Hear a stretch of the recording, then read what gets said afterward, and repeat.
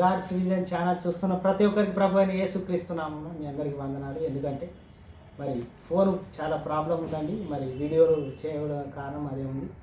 దయతో క్షమించండి.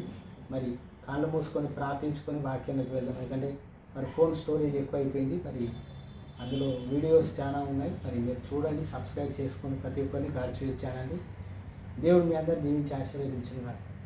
కళ్ళు మూసుకొని ప్రార్థించుకొని వాక్యానికి స్తోత్రం స్తోత్రం నాయన, పరిశుద్ధుడా, మహోన్నతుడా, సర్వోన్నతమైన దేవ, కృపగల తండ్రి, జ్ఞానం చేత నీ కృప చేత నడిపించమని, మరి వాక్యం చేత ప్రభువా నీ ఆత్మతో జ్ఞానంతో నడిపించమని నజరేయుడైన యేసు నామములో అడుగుతున్నాం పరమ తండ్రి. ఆమేన్ ఆమేన్. మరి ఇక్కడ మనం చూసుకుంటే 3 రకాల సాక్ష్యాలు వినాలి. ఎందుకంటే ఫస్ట్ పరమ తండ్రి తన దేవుని కుమారుడని ఒప్పుకున్నాడు. ఈయన నా ప్రియ కుమారుడని ఒప్పుకున్నాడు. రెండోది చూసుకుంటే మరి దేవుడు మనిషిలో ఒక సాక్ష్యం తీసుకోవాలి, తర్వాత దురాత్మలో ఒక సాక్ష్యం. అంటే మరి దేవుడు ఎక్కడెక్కడ ఏం చెప్పాడో ఒక్కసారి చూద్దాం. మత్తయి సువార్త 3వ అధ్యాయములో మరి ప్రభు యేసుక్రీస్తు వారు బాప్తిసం తీసుకున్నప్పుడు ఒక మాట ఉంటుంది. మరి ఎందుకంటే మనకు సమయం తక్కువ ఉంది, మరి స్టోరేజ్ తక్కువ ఉండడం వల్ల మరి వీడియో రావట్లేదు, దయతో క్షమించండి.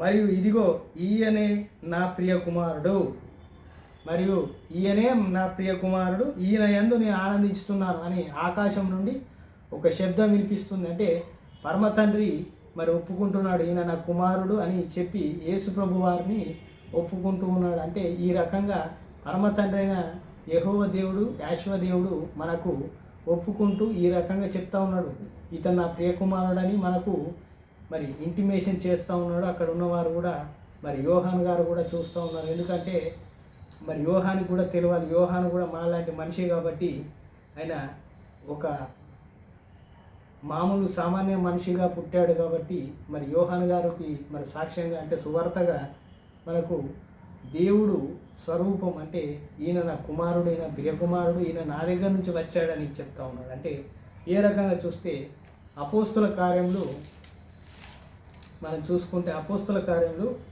7వ అధ్యాయము 55వ వచనంలో చూస్తే మరి స్టెఫను మరి దర్శనమందు చూస్తూ ఉన్నాడు కళ్ళతో.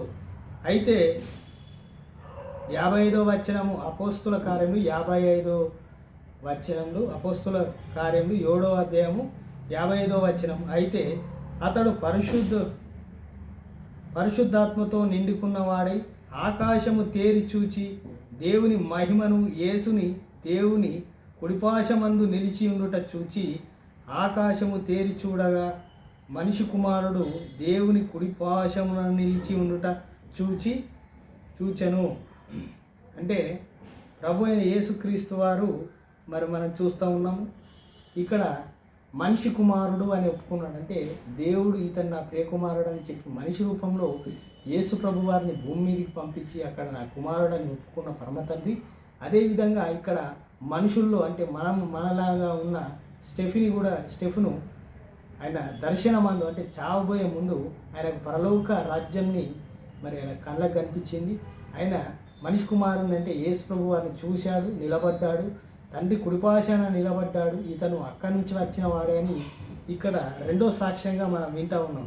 మరి 3వ సాక్ష్యంగా మరి దురాత్మలు అంటే దయ్యాలు కూడా ఒప్పుకున్నాయి. మరి బైబిల్లో మనం చూస్తూ ఉంటే ఈ 3 రకాలుగా మనం చదువుకుంటే ఇలా మనకు దేవుడు అర్థమైపోతాడు. మరి మార్క్స్ వార్త 5వ అధ్యాయంలో చూసుకుంటే మార్క్స్ వార్త 5వ అధ్యాయంలో చూసుకుంటే మనం మార్క్స్ వార్త 5వ అధ్యాయంలో మరి ఏమని ఉంటుందంటే 6వ వచనంలో మరి వారు దూరం నుండి యేసుని చూచి పరిగెత్తుకుని వచ్చి ఆయనకు నమస్కారం చేసిన, అంటే దురాత్మ పట్టినవాడు వచ్చి భయంకరమైన దురాత్మ, ఎన్నో రకాల దురాత్మలు పట్టినవాడు వచ్చి, దయ్యం పట్టినవాడు వచ్చి ప్రభుని యేసుక్రీస్తు వారికి వచ్చి మొక్కుతూ ఉన్నాడు. ఏమంటున్నాడు? యేసు సర్వోన్నతమైన దేవుని కుమారుడా, నాతో నీకేం పని అయ్యా అని అడుగుతూ ఉన్నాడట దయ్యం పట్టినవాడు. దయ్యం పట్టిన వాళ్ళం ఉంటే మనం ఇక్కడ ఉంటామా?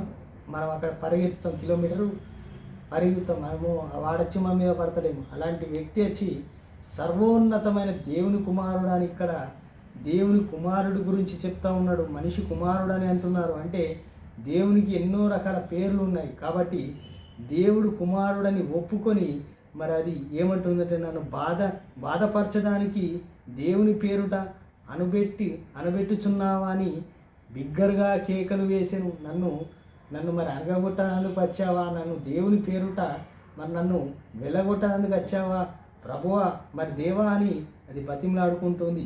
మరి అదేవిధంగా అయితే ఎందుకనగా ఆ అపవిత్రాత్మ ఈ మనిషిని విడిపోమ్మని వానితో చెప్పాను. మరియు ఆయన పేరుట ఆయన నీ పేరేమని వానిని అడగగా వాడు నా పేరు సేన అని ఏలయనగా మేము అనేకులమని చెప్పాను. మరి నేను ఒక్కొని లేదు, మేము చాలామంది ఉన్నాం, మేము అనేకులమై ఉన్నాము ప్రభువా అని అది ప్రభు అయిన యేసుక్రీస్తు వారి దగ్గర ఒప్పుకుంటున్నాం. మరి ఆ వ్యక్తి దెయ్యం పట్టిన వాడు ఒప్పుకుంటున్నాడు, మేము ఒక్కరే లేవు, అనేకులమై ఉన్నాము, మమ్మల్ని చూడు దేవా, మమ్మల్ని వెళ్ళగొట్టకని చెప్తున్నాం. మేము ఈ ఊరు నుంచి వెళ్ళిపోము. కానీ అక్కడ కొండల దగ్గర పందుల గుంపు ఉంది, ఆ మధ్యలో మేయిచుండెను.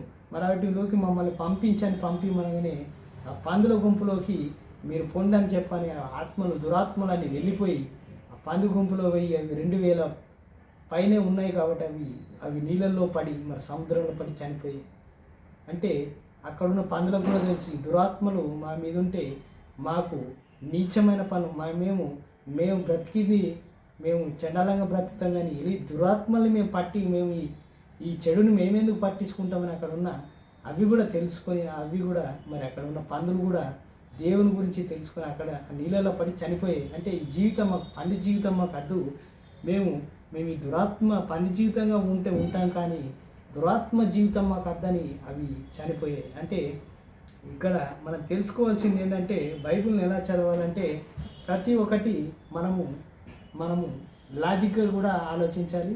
చక్కగా మనము తెలుసుకుంటూ వెళ్తూ ఉంటే విశ్వాసం అనే విత్తనంలో మనం పడతా ఉంటే దేవుడు మనల్ని మరి ఒక మహావృక్షంగా మనల్ని పెంచుతూ ఉంటాడు. అంటే విశ్వాసం అనేది మన జీవితంలో ఉండాలి. కాబట్టి ప్రతి ఒక్కరూ 3 రకాలుగా మనం బైబిల్ చదువుతూ ఉంటే దేవుడు మనకు ఆ జ్ఞానం కొలది మనల్ని వాడుకుంటూ ముందుకు తీసుకెళ్తూ ఉంటాడు. ఎందుకంటే దేవుడు ఎవరు సాక్ష్యం ఇచ్చారు, మరి ఎక్కడి నుంచి వచ్చాడు, మరి ఇది కూడా మనము ఇలాంటి ప్రశ్నలు మనం వేసుకోవాలి.